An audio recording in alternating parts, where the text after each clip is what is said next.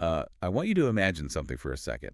Like, you are sitting at your desk, or maybe you are listening to this on a commute. Or just relaxing in your living room. Yeah. Right, exactly. Uh, Just look around for a houseplant, a fern, a succulent, maybe a peace lily. sure.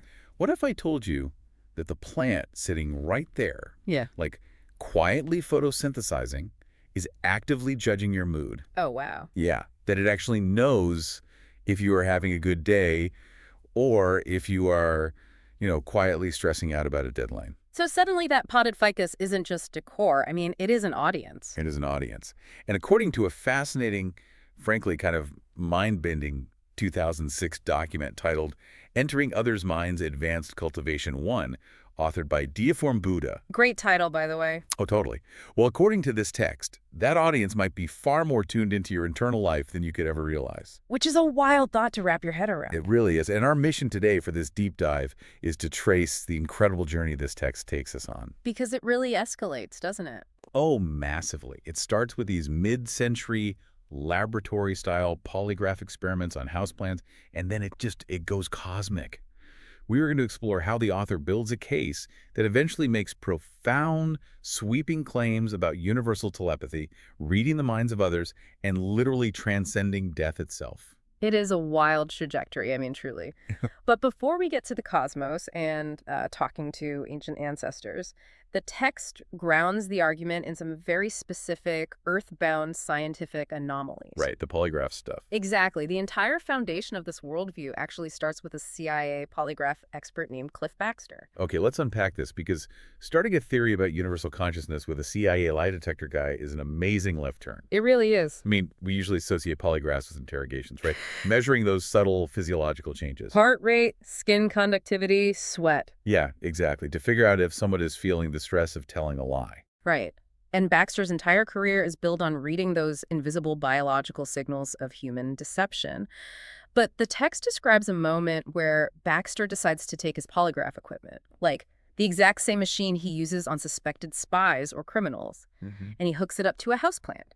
I just love that visual. Like a guy in a short-sleeve button-down taping little electrodes to the leaves of a philodendron. It sounds like a joke, but the results described here are staggering. Yeah. According to the author, when Baxter simply waters the roots of the plant, the polygraph doesn't just register a flat biological response to hydration. Like a dry sponge soaking up water. Exactly, not that at all. It records a specific emotional curve. Wait, emotional? Yeah, a jagged line on the paper that is identical to the curve a human being produces when they are experiencing joy or satisfaction. Wow, which fundamentally challenges our baseline assumptions, Right. We think of joy as requiring a central nervous system. Right. But the text uses this to suggest the plant is having a recognizable, measurable emotional event, and Baxter pushes it further. Because of course he does. Naturally. He thinks, well, if a plant can feel joy from a drink of water, what happens when it is threatened? Right, but he doesn't actually attack the plant, does he? No, he just contemplates a threatening action. He sits there and just thinks about burning a leaf. Yes. And before he even moves a muscle, before he strikes a match or reaches out, the polygraph needle goes wild. The plant registers intense, immediate fear. What's fascinating here is the mechanism at play. If the plant reacted to the heat of a flame, we could dismiss that as basic biological self-preservation. Just a localized physical reaction to a physical threat. Right, but sensing a threat before it happens based purely on the unvoiced thoughts of the human in the room. That implies the plant is actively receiving and interpreting invisible cognitive signals. Exactly. Which raises a huge question for me, honestly. How does the plant know the difference between a real threat and a fake one? And Baxter decides to test exactly that. He pretends to burn a leaf, right? Like, he goes through the physical motions, strikes the match, brings it close, but in his mind, he knows he isn't actually going to do it. He is totally bluffing. And the plant's reaction is just zero. Nothing. It is the crux of the author's argument for plant consciousness. The plant doesn't just react to physical stimuli or outward gestures. Yeah, it knows. It knows. It has the ability to distinguish between true and false intentions. It is reading the intent behind the action, stripping away the performance to see the absolute truth of Baxter's mind. So it literally beats the lie detector expert at his own game. Yeah. It knows he's faking. Exactly. But, okay, I have to push back on the next experiment the text brings up, because this is where my brain kind of short-circuited. With shrimp. Yes, the shrimp. Sensing a match is one thing, that is a local physical danger to the plant itself. Yeah. But then Baxter takes live shrimp, and he drops them into boiling water in front of the plant. And the plant immediately experiences extreme stress. Wait, so the plant doesn't just feel its own pain, it senses the stress, the death of a completely different species across the room. Yeah. I mean, a fern does not have a concept of what a shrimp is. They evolved in completely different ecosystems. I know it sounds crazy, but this is where the framework of the text really begins to expand. The author uses this shrimp experiment to suggest that living things are not isolated biological islands. Oh. The plant isn't just concerned with its own leaves, it is tapped into an environment that acts as a highly reactive emotional web. An emotional web. Yeah. In this view, life doesn't need to understand the physical form of another living thing to understand the sudden, violent end of its life force. Oh, I see. The stress of the dying shrimp sends a ripple through this unseen web, and the plant, which possesses memory, mental activity, and profound perception, it feels the ripple. It is almost like an emotional Wi-Fi network, Yeah, and everything alive is automatically logged in. that is a great way to put it. You aren't just watering a biological machine. You are interacting with something that is emotionally plugged into the room. Exactly. But if a plant can sense fear, and it can sense the death of a shrimp, how nuanced can its emotional vocabulary actually get? Like, are we just talking about baseline survival instincts, or is it more complex than that? Well, the author answers that by pulling in corroborating experiments from other scientists, moving us from basic survival responses into highly abstract concepts. Give me an example. So the text points to the work of a Soviet scientist named Viktor Pushkin. And Pushkin's experiments moved completely away from threats and physical harm, and instead focused entirely on human speech. And this is where things get almost poetic. The author describes Pushkin talking to plants about pleasant things, and the plant's leaves would physically stand up, and its petals would actually dance. Yeah, literally dance. But when Pushkin changed the subject and described the harsh cold of winter, the leaves shivered. And when the story shifted to sadness, the leaves would droop. It is remarkable. I am trying to wrap my head around this, though. I can understand a plant reacting to the heat of a match, but reacting to the content of human speech. How does a fern know what the word winter means? If we connect this to the bigger picture the author is drawing, it isn't about the plant having a secret English or Russian vocabulary. Okay, good, because that would be a stretch. Right. Yeah. It goes back to the intent we saw with Baxter's Bluff. When humans speak, we generate an internal emotional reality that matches our words. Oh, interesting. So when Pushkin talks about a freezing winter, he is internally projecting the feeling of cold, of harshness, of hibernation. And when he tells a sad story, he is emitting the frequency of sorrow. Exactly. The plant isn't parsing his grammar. It is reading the emotional broadcast underlying the words and physically manifesting the weight of that emotion. So the spoken language is just a carrier wave for the actual emotional intent. Precisely. That makes sense within this wild framework. But then the text brings in Pierre-Paul Sauvin, an electronics expert from New Jersey, whose findings make this emotional web feel incredibly intimate. They really do. Because Sauvin discovered that plants react continuously and measurably to human cell death happening in their surrounding environment. Yes. Which means the plants aren't just reacting to massive trauma like a boiling shrimp. Right. They are sensitive to the micro-realities of the humans around them. Think about that for a second. If you're listening, just think about this. Every time you scratch your arm or brush your hair, Yeah. you are shedding microscopic dead cells. Yep. And according to this text, the potted plant on your windowsill is registering that cellular end-of-life process. It is constantly monitoring your biological state. Which leads perfectly into the conclusions of Marcel Vogel. Who is that? He's an American scientist cited in the text to really hammer home this new definition of life. Vogel points out a biological paradox. Okay. By our human standards, plants are completely blind, deaf, and mute. Sure. They don't have eyes to see Pushkin, ears to hear his stories, or vocal cords to respond. Yet Vogel concludes that humans absolutely can and do communicate emotionally with them. Because, according to the author, the prerequisite for consciousness isn't a complex cerebral cortex. It is simply being a living entity that occupies space. Exactly. That phrase, occupy space, is doing a lot of heavy lifting in this argument. It systematically strips away our biological biases. Because we assume you need a brain to experience joy, anger, sorrow, or fear. Right. But this framework suggests consciousness is just an inherent property of existing as a living thing. Here's where it gets really interesting, because the text makes sure to point out that these supersensory abilities are not limited to majestic redwood trees or complex houseplants. No, they're not. If the only requirement is occupying space, that flattens the hierarchy of life entirely. The author notes that researchers achieved these exact same successful communication results with eggs, vegetables, peas, and peanuts. It is a radical proposition. I'll say. It means your breakfast eggs and a handful of peanuts sitting on your kitchen counter might be emotionally aware. It's as wild as that sounds. I mean, a peanut doesn't have a nervous system, but it occupies space. Yeah. Therefore, it is part of the emotional Wi-Fi network. And this is the pivot point of the entire text. Mm-hmm. Yeah, the author uses these localized scientific anomalies, the lie detectors, the shivering leaves, the empathetic peanuts, as a launchpad. Right.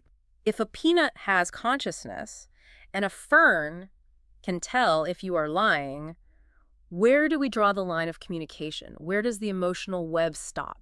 According to this text, it doesn't stop Yeah. anywhere.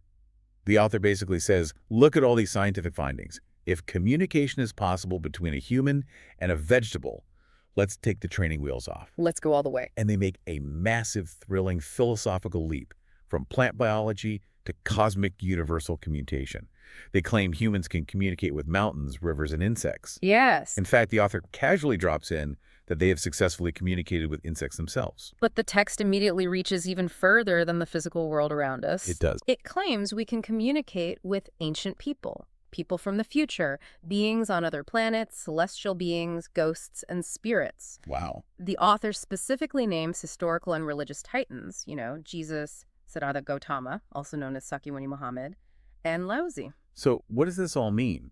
When the author says they can communicate with a mountain or with Laozi, are they speaking metaphorically? How do you mean? Like, I read Laozi's teachings and I feel a deep, resonant connection to his wisdom.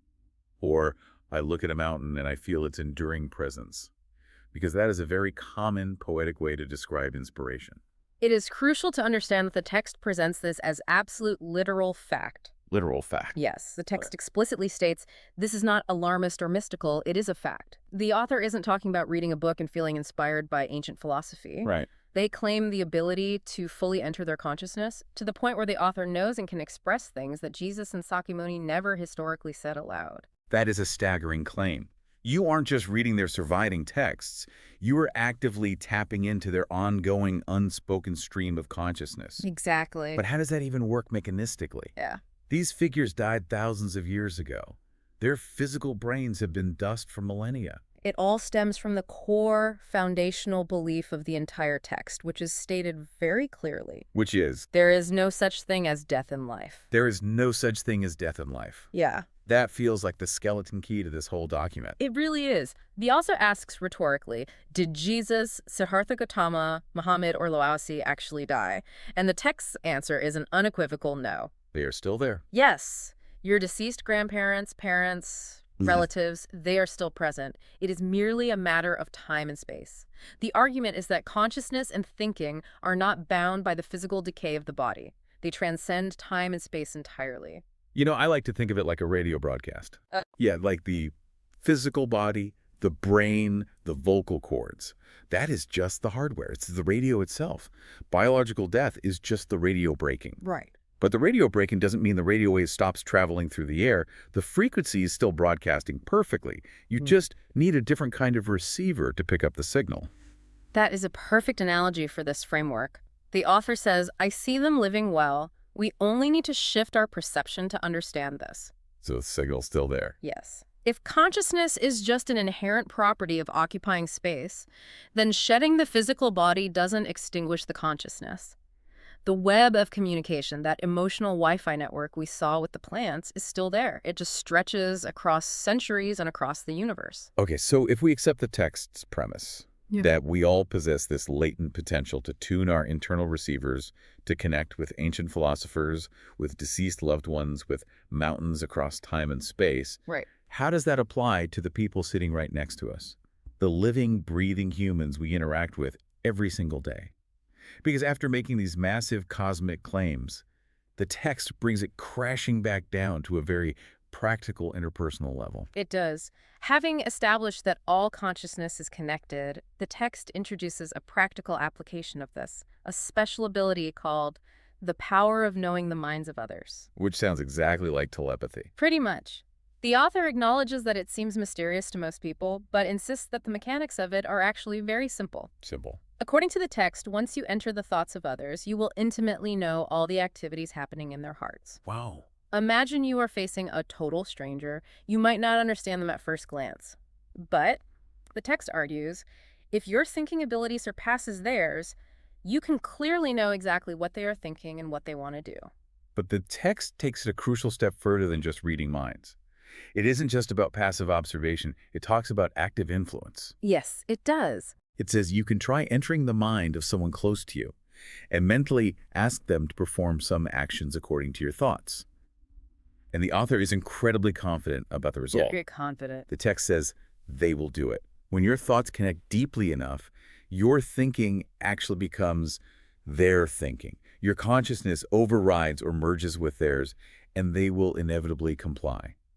And interestingly, the text notes a hierarchy of difficulty for practicing this influence. Oh, really? Yeah, it states that communicating with and influencing insects is the easiest, followed by plants, and then presumably moving up to the complexities of the human mind. Okay, I have to push back here, because if you are listening to this right now, you might be having the exact same reaction I did. Which is? Reading someone's heart to understand their pain is one thing, but making your thinking their thinking so they inevitably comply with your commands. It's a leap. If you were sitting there worrying that someone with a higher thinking ability is currently making you crave a cup of coffee or agree to a bad deal, this suddenly sounds incredibly invasive. It sounds less like a beautiful emotional web and a lot more like mind control. It feels dangerous. This raises an important question, and it is the exact ethical tension that the author anticipates in the writing. Oh, they address it. They do.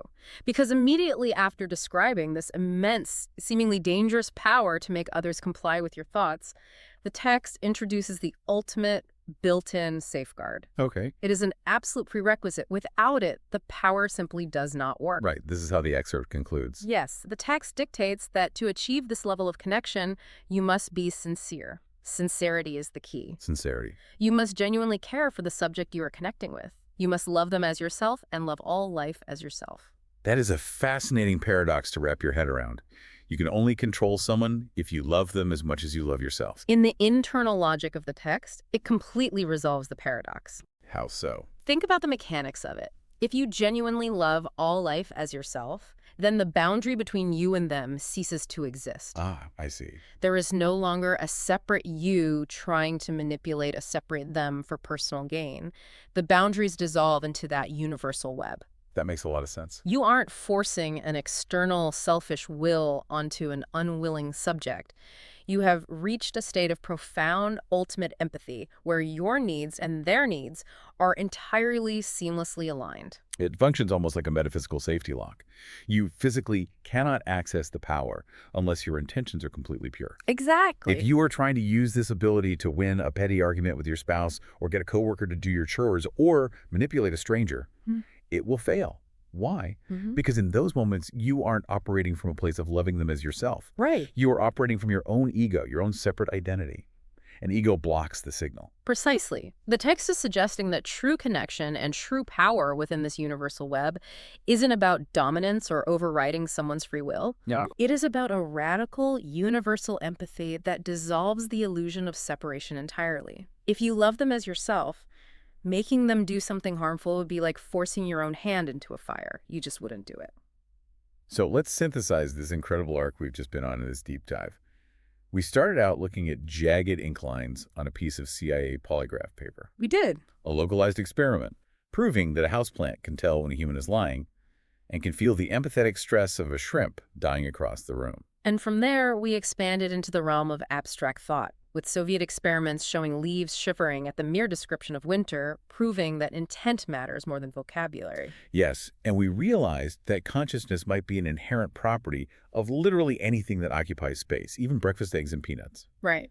And once that biological hierarchy is flattened, the text launches us into a reality where time, space, and biological death are basically just hardware malfunctions. I love that phrase. They are illusions that can be overcome by tuning our internal receivers, allowing us to converse with ancient prophets, mountains, and the strangers on our commute.